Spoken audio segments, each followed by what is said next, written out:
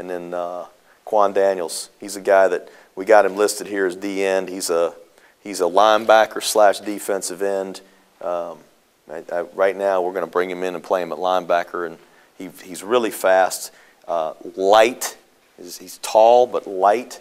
He plays on the basketball team as well. Runs up and down the floor like a, just fast and beats people up and down the floor. Even the little guys, really impressive. Plays that way on the football field as well. So excited about him, and he's a guy that, as we talked about, as guys transition, he may end up, moving to one of those positions. So, I mean, there's a lot of these guys. Obviously, we recruit them all because we think they're all good players. And there's nobody up there that I'd say, well, I'm not sure if he's going to be a good player. We wouldn't have taken him. But I think these guys are a good group. And like I said, I hope they'll all be players we'll know in a year or two. You mentioned the one transfer. Is there another transfer also? We had a walk-on transfer. I guess it's okay because he's here. A kid that was at Western Kentucky. And interestingly enough, he came in, and Brent Davis, who recruits up in that area, he said, "Coach, we got a guy that wants to transfer, and he's from Western Kentucky." And I said, "Oh boy, I don't know. With the scholarships we got, I don't know if we want to burn a scholarship on." He says, "I think the kid just wants to come to school here," and we took him as a walk-on, and he's going to provide some depth for us in the defensive line, and we're going to see what he can do. And like all the walk-ons we've got, if he earns a scholarship or earns a starting position or is slugging around as one of the guys up there, we'll put him on scholarship. So he's already here. Jeff, defensively, did you have any effect from Brent Pry leaving, and can you comment on where you are with that?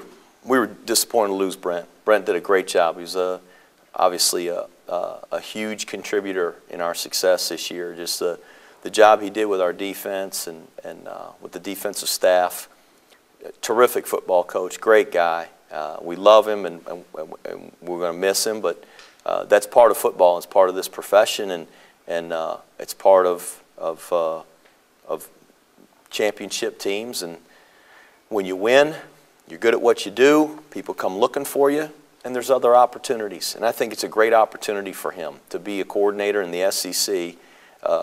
That's just a terrific opportunity for him personally, professionally, and as I've said, a source of pride for us. That's really neat to see one of the guys on your staff have an opportunity to do that. So I haven't done anything with the position. I will here in the next few days and in the coming weeks, and we'll have a defensive coordinator in place within the next couple of weeks, and we'll move on. I don't anticipate changing our scheme greatly, staying with what we did. I think our guys that we've got right now, we've certainly recruited to that defense, and feel like our kids have bought in, and I'm very confident that we're going to get an outstanding coach to fill that position. Coach, you got Jago last year after this day. Is there any chance that, or what are the possibilities or chances that you had somebody either transfer or any other signees after this day? Well, I don't know. I don't know what will happen, and we don't have anybody on our radar or anything like that. But you never know what will happen. There might be a guy, and we talked about the defensive end position, and there may be a guy pop up that's a 1A transfer, or a guy that we had recruited like we did last year that went somewhere else that says, hey, I think I want to go back to Georgia Southern, and it's not working out where I'm at. There's that possibility. We don't bank on that. We didn't hold any scholarships or say, hey, we're going to hold 3 scholarships back. We're going to just go actively pursue transfer students. But if one shows up, John Douglas, who contributed, started for us this year and did a great job, provided. I mean, he and Jabo, you couldn't have 2 better transfers for our football team this year. They both contributed on the field, and they both contributed in terms of leadership, and I mean, just great additions to our team. So That's not something we're actively pursuing, but we're not going to turn down that possibility either. So there's room for that in terms of our scholarship numbers. But right now, I don't know. We extended some scholarships to kids. There's a couple still out there that have national letters of intent that we've sent that have not signed them. We didn't know if they would, and I don't know if those kids are going to sign today or wait. They've got several scholarship papers from several schools in their hands, and they'll decide. When that happens, I don't keep my hopes up, but you never know. And they're guys that we've recruited and spent a lot of time with, and they get that blitz at the end, and all of a sudden it kind of throws a monkey wrench in it, and they think, well, I'm not sure what I'm going to do. So there may be some more to add, but I don't know that there's not going to be a bunch. In a situation like that, right? Say I'm Joe Smith out here, wherever, and I've got a letter from the guys to sign. Mm-hmm. You don't get it back today, and a week from now, I fax my letter in to you. You're sitting here, and all of a sudden, this thing shows up. 14 days. Is this yours, Don? Yeah. They got 14 days. Is that right, Keith? Is Keith in here? He's not. I think it's 14 days they've got what it says on the national letter. So Joe Smith gets the letter. He can sit there and think about it for 2 weeks, and it's still binding. So if I can say to Joe, to you guys. Yes, I can say to Joe, you got to sign that thing today, or we're not going to have one for you. He say, okay, you say what you want. He signs that thing 13 days later and sends it back. I got to honor that commitment. So it's whether you have a scholarship left, whether we have one or not. So and there's a lot of things that there's a lot of unknowns out there, and I think that's why there's a lot of question always is why do you overextend offers, and why do you you can see why some schools end up having to drop guys like we talked about, because you just don't know if a guy's going to change on the very last day.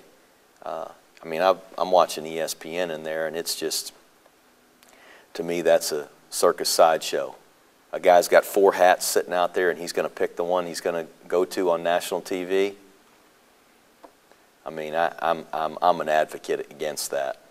I mean, you make a commitment to somebody, and you say, this is what I'm going to do, and you honor your word, and you're committed. It's easy. You do what's right. And you do that as a school, and you do that as an individual, as a prospect, and that's the right thing to do. But unfortunately, it doesn't work that way. There's rules that, and I think they're there to protect the student athlete, which is the most important thing, is to protect them.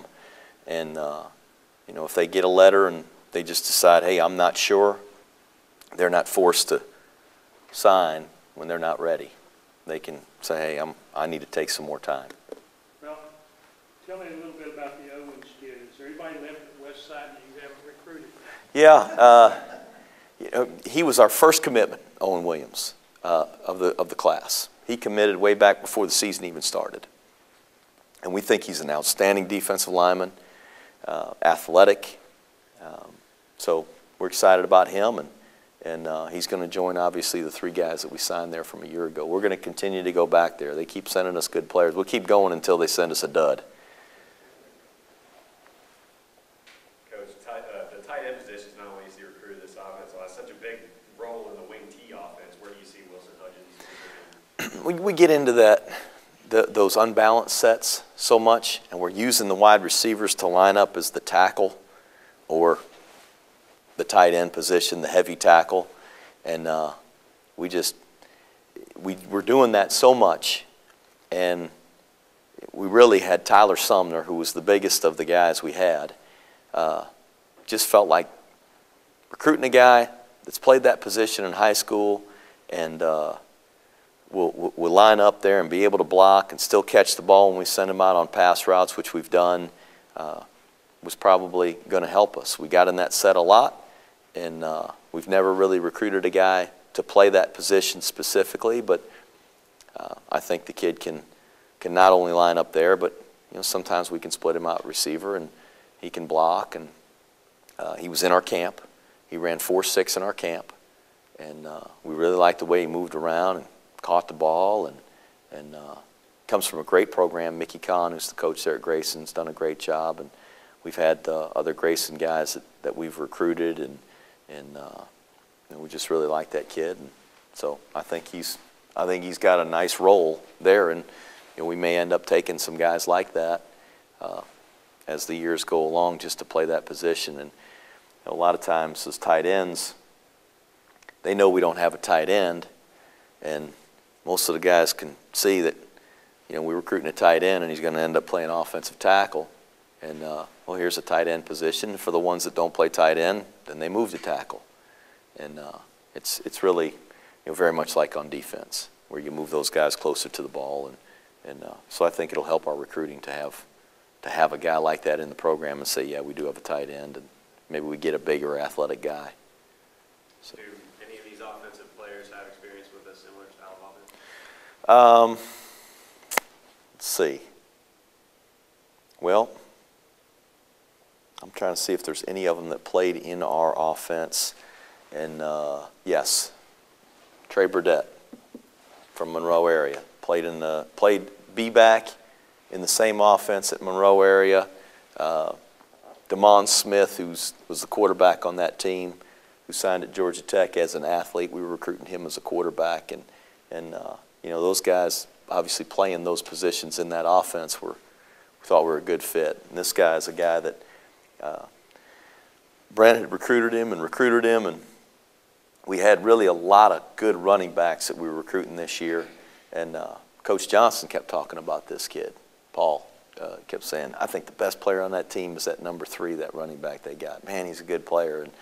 And well, we went and watched him play basketball one night, and it probably wasn't until we watched him play basketball and got to see him do all the things you do on a basketball floor to look athletic and change directions and get rebounds and make layups when a guy's bumping into you. And he's very physical and quick, and I think that kind of really set the wheels in motion seriously about recruiting the kid and taking him as a player. So that's the one guy. I don't know that there's anybody else as I look up there that played in an offense it's like ours with the double slot. None of the linemen? No, none of the linemen. Nope. Like I said, these two guys are wrestlers. Really like they're they get after it. They can lock onto people and keep their feet going. We had the good fortune of having both of them in camp, as well as Hunter Lamar in camp, who does a great job at center for Statesboro High. Good player for them. We're excited to have him because he's right here in town. Garrett Fry's a tackle, just a tall, athletic kid. He looks like a tight end when he comes in the door. But you guys know what we look for in those linemen, just more athletic guys. Garrett Brewer, he was also in camp. Tough kid. Great program. They went to the state championship. He's teammates with Quan. So just guys we felt like would fit and be able to do the things that we want to do in our offense. And then Maurice, we talked about him. I think Maurice is just an outstanding athlete. He looks like an athlete when he comes through the door, and he's an offensive lineman. And you think he looks like a big linebacker. Are there any other questions? We're going to shoot Coach Monken over to radio for about 6 minutes, and then we'll make him available for one-on-ones. Take these off.